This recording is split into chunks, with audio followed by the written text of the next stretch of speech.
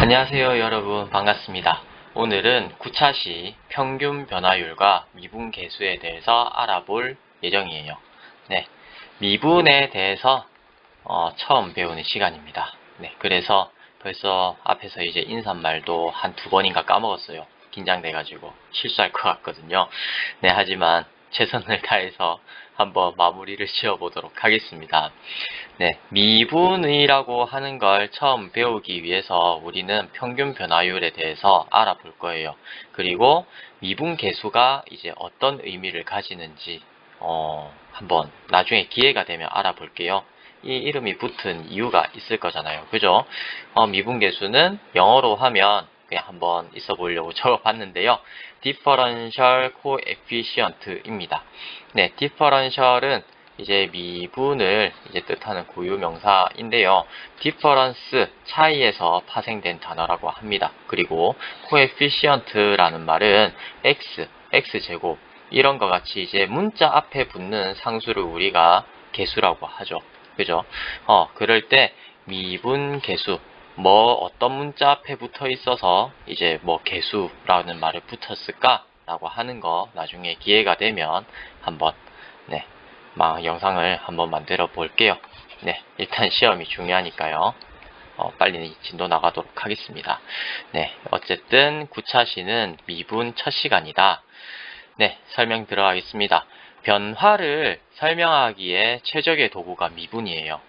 수학에 있어서 변화하는 어떤 것을 갖다가 설명할 때 어떤 개념을 가지고 오냐? 미분이라는 개념을 가져와요. 예를 들어서 지금 우리가 이제 밤이 더 긴지 낮이 더 긴지 이거 우리가 그냥 이제 하루만 관찰해 보면 더 알 수 있죠. 하지만 지금 앞으로 밤이 더 길어질 것인지 밤이 더 짧아질 것인지 이제 앞으로 나오는 이런 경향성 아니면 변화 같은 거를 갖다가 이제 설명을 할 때는 우리가 어떤 식으로 설명합니까? 지금은 가을이니까 아니면 지금은 봄이니까 지금 밤이 더 길어지고 있다, 짧아지고 있다, 그 판단을 말을 할 수가 있는 거죠. 네, 어쨌든 이렇게 사계절, 이런 기타 등등의 이유를 이제 들어야 이게 앞으로 증가를 할 것인가 아니면 감소를 할 것인가 이런 경향성을 말을 할 수가 있잖아요. 그거가 수학에서 해당되는 게 미분이다. 그 경향성을 잘 설명할 수 있는 부분이 미분이다 라는 거예요. 네, 미분이라는 말은 차이에서 파생된 differential 아니면 differentiation 을 우리나라 말로 번역을 한 거예요. 예, 요 두 개 단어는 찾아보니까 엄밀하게는 서로 다른 말이더라고요. 하지만 그렇게 차이를 둘 필요가 있을까? 이런 생각도 있기는 있습니다. 차이는 무조건 둬야 돼요. 하지만 고등학교에서 차이를 둬야 될까? 라는 말이에요. 네, 제가 하는 설명은 고등학교에서 통용되는 거라고 일단 이해를 해주세요. 네, 어쨌든 그 차이에서 파생된 단어다. 그럴 때 이제 이름을 갖다 붙이기를 작을 미자에 나눌 분자를 써서 우리나라 말로 직역을 하면 작게 나눈다 라는 뜻을 가지고 있다는 거예요. 네, 작은 것을 이제 엄청 작은 값, 함수의 작은 변화값, 이거를 나타내는 무한소를 미분이라고 합니다. 대충 어떤 건지 감이 안 오실 거예요. 함수가 이렇게 이제 변하고 있으면 그때 x랑 y축, 우리는 좌표 평면 위에서 x랑 y축을 기준으로 했을 때 이걸 x쪽으로 얼마만큼 가고 y쪽으로 얼마만큼 간다. 만약에 위로 가면 이렇게 된 거고 아니면 x가 이만큼 갈 때 y가 이만큼 갈 수도 있겠죠. 그만큼의 이제 경향성을 갖다가 이제 비율로 써 나타내거든요. 엄청 작은 그 값, 그 값을 우리가 미분이라 하거든요. 네, 나중에 나오는 개념이지만 y의 미분을 우리는 dy라고 이름을 붙이고 x의 미분을 dx라고 이름을 붙여요. 그래서 dy와 dx 사이의 비례관계, 비율, 이거를 갖다가 이제 우리는 미분이라고 합니다. 네, 나중에 미분한다라고 이야기를 하고요. 그 비율을 구하는 게 이제 미분을 구하는 거라고 이제 이야기를 하시면 돼요. 얘 계속 말이 계속 헛나와요. 진짜. 함수가 뭐예요? x랑 y 사이의 관계를 나타내는 거잖아요. 그 관계를 우리가 함수라고 하죠. 그러니까 dx랑 dy 사이에 이런 관계를 나타내 주는 게 이제 미분 계수거든요. 나중에 설명을 할게요. 어쨌든 dy, x의 미분, dy랑 dx, x의 미분, y의 미분, 요 사이의 관계를 갖다가 이제 나타내 주는 게 나중에 이제 설명하는 미분, 아니면 도함수, 아니면 미분계수, 이런 식으로 용어가 계속 나오게 될 겁니다. 네, 이 부분은 자신 없으니까 넘어가도록 하겠습니다. 네, 어쨌든 미분이라고 하는 것은 이제 변화를 설명하기 위해서 이제 나온 거고, 그 변화의 값을 갖다가 그 변화는 어떻게 이제 관찰을 한다. 엄청 작은 미세한 그 엄청 작은 그 단위 안에서 이제 짧게 이제 변하는 거. 예를 들어서 dy가 2의 dx다 라고 하면 dx가 2개만큼 있으면 dy랑 같다라는 말이죠. 요 말은. 그래서 이제 dx가 요렇게 이제 2개만큼 갈 때 y가 이만큼 2개 한 만큼 이제 한 거랑 똑같더라 라고 해가지고 dx가 이만큼이면 dy가 이만큼이다 라고 해서 요만큼, 그러니까 변화를 요만큼 하더라 라고 하는 거를 표현을 갖다가 dy dx는 2 이런 식으로 표현을 하거든요. 어쨌든 이거를 또 설명 들어보니까 기울기랑 또 연관이 되어 있겠구나 라는 생각도 들죠. 네, 맞습니다. 네, 대충 일단 이것까지만 설명을 할게요. 설명을 끝내기에는 또 아까운 게 있는데, 자, 여기서 보면 제가 아까 전에 미분계수라고 했었죠. 그죠? 그래서 x 미분 앞에 붙어 있는 여기에 있는 2, 이거를 갖다가 미분계수라고 합니다. 어떤 건지 아시겠습니까? dy, dx 요 사이에 있는 요 계수가 그러니까 dx랑 dy를 관계시켜주는 요 비율, 요게 이제 어디에 붙어 있어서 dx 앞에 붙어 있어서 여기에 있는 2를 우리는 미분계수라고 해요. 그렇습니다. 네, 나중에 또 자세한 설명을 한번 해볼게요. 부족한 능력이지만. 자, 드디어 이제 처음으로 평균 변화율에 대해서 설명을 해보도록 할게요. 미분에 대해서 설명하는 거 한 단어로 이렇게 설명하는 게 정말 힘들구나 또 한번 느끼게 됩니다. 자, 평균 변화율에 대해서 한번 알아보도록 하겠습니다. 기호로는 델타 x분의 델타 y 이렇게 이제 기호로 나타내요. 여기에 이제 삼각형처럼 보이는 요거를 우리는 델타라고 읽어요. 차이를 뜻하는 difference의 앞글자 D의 그리스 문자라고 하네요. 네, 일단 아무 함수나 제가 가져와 봤어요. 네, 그래서 요렇게 이제 빨간색 선으로 이제 되어 있는 게 y는 fx입니다. 그렇게 되어 있을 때 여기 위에 있는 점 a와 b, 이 점을 a라 하고 이 점을 b라고 할게요. 그렇게 이제 되어 있을 때 a의 x좌표를 a, y좌표를 fa 이런 식으로 나타냈어요. b의 x좌표를 b, b의 y좌표를 fb 이렇게 이제 나타내었을 때 이 함수 fx에서 x의 값이 a에서 b까지 변할 때 함수 값은 fa에서 fb까지 변하게 됩니다. 그때 x 값의 변화량 b-a 이 양을 갖다가 우리가 x의 증분이라고 해요. 그래서 이 x의 증분을 우리는 기호로 델타 x로 나타냅니다. 즉 델타 x는 b-a 고유명사입니다. x의 증분. 그 다음에 y 값의 변화량 fb-fa a가 그러니까 x가 요만큼 변할 때 y가 요만큼 이제 변하잖아요. a에서 b까지. 그래서 fb-fa 요 값을 우리는 y의 증분이라고 하고 델타 y로 나타냅니다. 즉 델타 y는 fb-fa예요. 그럴 때 델타 x분의 델타 y가 우리가 평균 변화율이라고 했죠. 즉 x 증분분의 y 증분, 이거를 우리는 평균 변화율, a에서 b까지 변할 때 평균 변화율 이라고 이야기를 한다는 거예요. 여기에서 이제 델타 x는 b-a거든요. 그래서 이제 이 식을 변형시키면 b는 a 플러스 델타 x로 나타낼 수 있고요.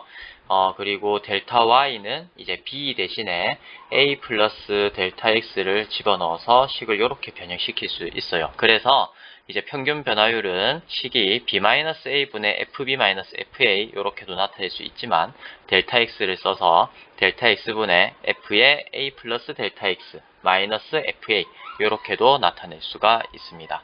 네, 참고를 보면요. 위 설명에서 b가 꼭 a보다 큰 것처럼 되어 있지만 여기서 클 필요는 없어요.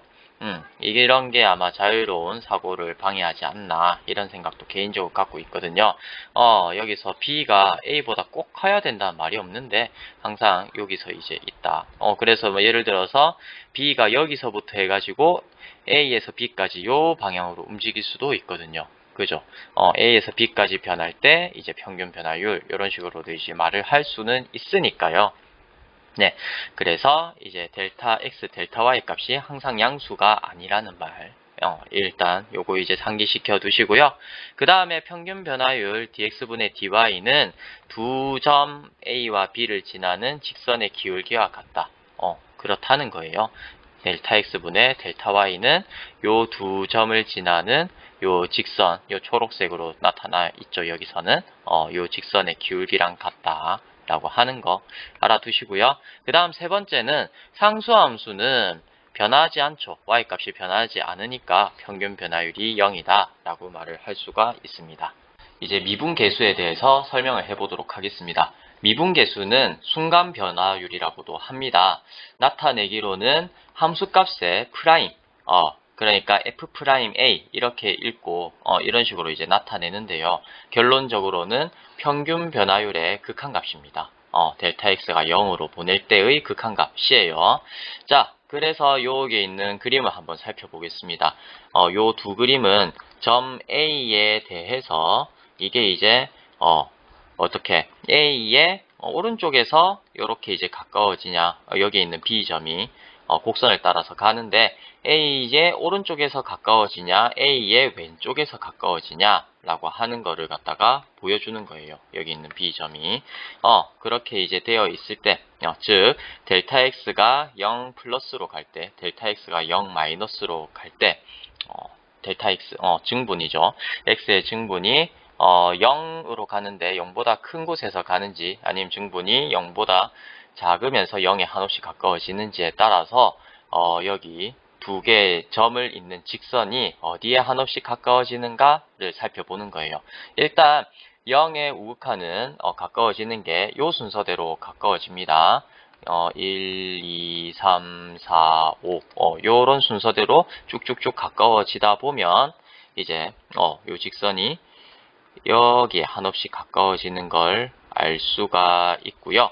그 다음에 여기 0의 자극한, 그러니까 A에서 이렇게 1, 2, 3, 4, 5, 6, 7 이렇게 이제 한없이 가까워지면서 이제 직선이 이렇게 두 점에 있는 직선이 이 직선에 한없이 가까워지는 걸 알 수가 있습니다.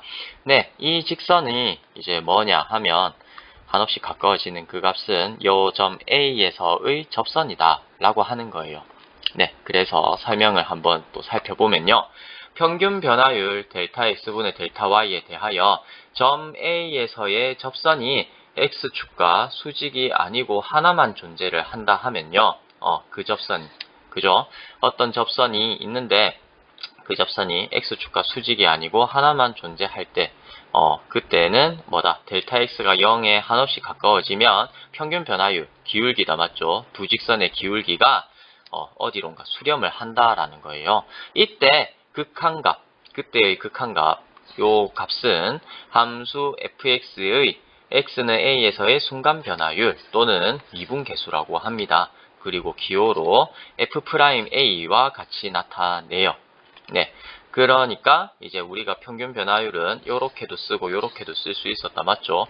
그럴 때 델타 x가 0으로 가던가 아니면 어쨌든 증분이 0으로 보내게 될 때의 평균 변화율의 극한값 그게 존재한다고 하면 그 값을 우리는 미분계수라고 부른다라고 하는 겁니다. 그래서 나타내기로는 f'a 이렇게 이제 나타내고요. 앞서서 설명드렸던 바와 같이 미분계수가 되는 의미는 y의 증분, y의 미분값 그리고 x의 미분값 비교했을 때 요만큼 미분계수만큼 곱하게 되면 dx, x의 미분에 이만큼 곱하게 되면 y의 미분이 된다 라고 하는 걸 나타내기 때문에 미분계수라고 위에서 잠깐 설명을 했었어요. 네, 그리고 x는 a에서 함수 fx의 미분계수가 존재한다. 그러니까 요거 평균 변화율의 극한값이 존재한다. 이 말은 우리가 편하게 fx가 미분 가능하다라고 이야기를 합니다. 아시겠죠? 미분계수가 존재한다는 말은 미분 가능하다는 말이에요.